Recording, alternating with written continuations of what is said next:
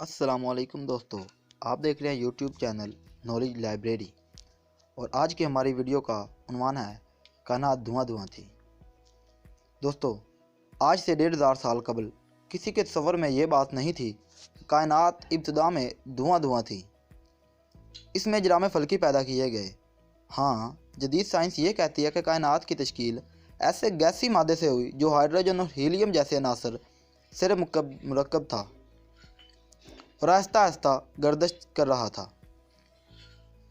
یہ دھواں انجام کار متعدد ٹکڑوں میں بٹ گیا اور اس سے ستارے اور سیارے وجود میں آئے۔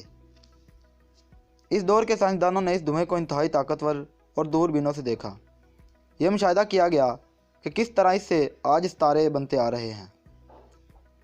اب دیکھیے 1500 سال پہلے اللہ تعالیٰ نے اپنے نبی کو کیا علم عطا فرمایا۔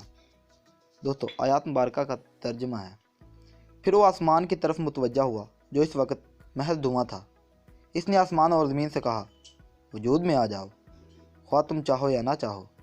دونوں نے کہا، ہم آ گئے، فرما برداروں کی طرح۔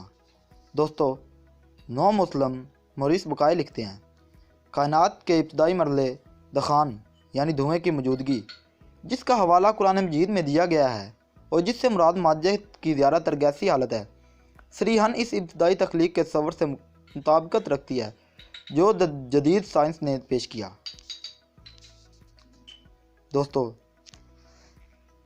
اور آج کی ہماری ویڈیو کا دوسرا عنوان ہے زندگی کی ابتدا پانی سے ہوئی۔ دوستو، دور جدید کے سائنسدان اس بات پر متفق ہیں کہ زندگی کی ابتدا پانی سے ہوئی۔ پانی تمام جاندار خلیات کا جزو اعظم ہے۔ اس کے بغیر زندگی ممکن ہی نہیں۔ جب کسی دوسرے سیارے پر زندگی کا امکانات پر بحث کی جاتی ہے تو پہلا سوال ہمیشہ ہمارے ذہن میں یہی ہوتا ہے کہ کیا وہاں حیات کو قائم رکھنے کے لیے کافی مقدار میں پانی موجود ہے۔ جرمنی کا ایک ماہر ارضیات ابراہام ورنر تمام تبدیلیوں کو ایک ہی سبب یعنی پانی سے منسوب کرتا ہے اور کہتا ہے پہاڑوں کی تشکیل کی وجہ پانی سے ہوئی۔ پانی ہی میں وہ گیسیں بنی جو بطن میں زمین کے مواد کو باہر بالائی اور پہاڑوں کی آتش فشانی میں بھی پانی کا دخل تھا۔ جس طرح اور جس زمانے میں قرآن مجید نازل ہوا، کسی شخص کے علم میں یہ بات نہیں تھی کہ زندگی کی ابتدا پانی سے ہوئی، لیکن قرآن مجید میں یہ بات وضاحت سے بیان کر دی گئی۔ دوستو، آیات مبارکہ کا ترجمہ، اور ہم نے پانی سے ہر زندہ چیز بنائی، اور دوسری آیت کا ترجمہ، اور اللہ تعالیٰ نے زمین پر چلنے والا ہر جاندار پانی سے پیدا فرمایا۔ دوستو، موریس بکائے لکھتے ہیں، قرآن مجید میں حیات کی ابتدا کے متعلق تمام بیانات جدید سائنس معلومات پر پوری طرح سے مطابقت رکھتے ہیں، مگر زندگی کی ابتدا سے متعلق تمام تر تصورات جو نزول قرآن کے وقت عام طور پر رائج تھے، ان میں سے کوئی بھی قرآن میں مذکور نہیں۔ تو اس سے ظاہر ہوتا ہے کہ قرآن مجید میں جو باتیں بیان کی گئی ہیں وہ تمام تر سچی ہیں۔ دوستو، ہمیں اللہ تعالیٰ قرآن مجید کی باتوں پر عمل کرنے کی توفیق عطا فرمائے۔ دوستو، آج کی ہماری ویڈیو کا تیسرا عنوان ہے اور اہم عنوان ہے درد کا احساس صرف جلد کو ہوتا ہے۔ دوستو، جدید طب نے یہ دریافت کیا ہے کہ وہ اعصاب جو درد کا ادراک کرتے ہیں، خواہ درد چوٹ لگنے، جلنے یا شدید گرمی یا سردی کی وجہ سے ہو، فقط جلد ہی میں پائے جاتے ہیں۔ یعنی اگر جسم میں سوئی چبوئی جائے تو درد صرف جلد کی سطح پر ہوگا، لیکن اگر سوئی جلد سے آگے سے گزار دی جائے تو بقیہ گوشت میں فی الواقع درد نہیں ہوگا۔ یہ اگرچہ جدید ترین تحقیق ہے، لیکن اس کی طرف اشارہ قرآن مجید میں صدیوں پہلے موجود ہے۔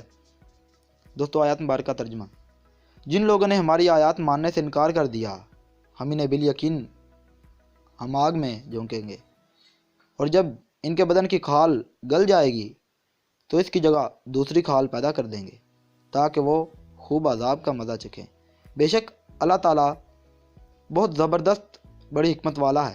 یعنی قرآن مجید میں درد اور تکلیف کا احساس صرف جلد سے بیان کیا گیا ہے، اور گناہ گاروں کو مزید تکلیف پہنچانے کے لیے بار بار ان کی جلد ہی تبدیل کی جائے گی۔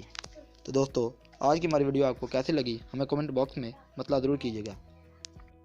دوستو، آج کی ہماری ویڈیو کا چوتھا عنوان ہے نباتات میں سبز مادے کی اہمیت۔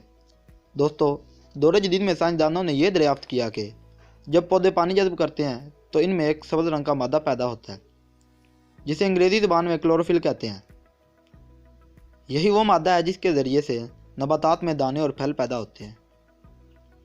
دوستو یہ بات نبی اکرم صلی اللہ علیہ وآلہ وسلم کے زمانے میں کسی کو بھی معلوم نہیں تھی، لیکن اللہ تعالیٰ کا ارشاد ہوا ہے۔ اور ترجمہ، اور وہی ہے جس نے آسمان سے پانی برسایا، پھر ہم اس سے ہر قسم کے نباتات پیدا کی، پھر ہم نے ان سے ہری بھری کھیتی اگائی جس سے ہم دانے تہ بتہ پیدا کرتے ہیں۔ دوستو پیش لفظ الفاظ یہ ہیں۔ عربی لفظ خزیرن کے معنی سرسبز کھیتی کے علاوہ سرسبز مقام یا سرسبز یا سبزہ زار کے بھی ہیں، اس لیے موریس بقائے نے خزیرن کا ترجمہ سبز مادہ کیا ہے۔ اس سے مراد کلوروفل لیا گیا ہے جو کہ پودوں کا سبز مادہ ہے۔ دوستو قرآن مجید میں کتنی وضاحت سے یہ کلوروفل کے بارے میں باتیں بتائی گئی ہیں، اور میں تمام جو آپ کو ویڈیو بناتا ہوں وہ قرآن مجید سے ثابت شدہ ہوتی ہیں، اور قرآن مجید کی آیت کا ترجمہ بھی آپ کو پڑھ کر سناتا ہوں۔